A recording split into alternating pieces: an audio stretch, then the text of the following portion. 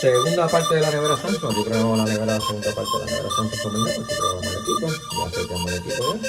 Ya salimos del equipo. Ya programamos el equipo ya. Salimos de la segunda de la primera. Aquí le programamos para pasar el panel electrónico que está en la parte de abajo. Programamos el equipo completo. Una Samsung familiar. La nevera, un buen equipo de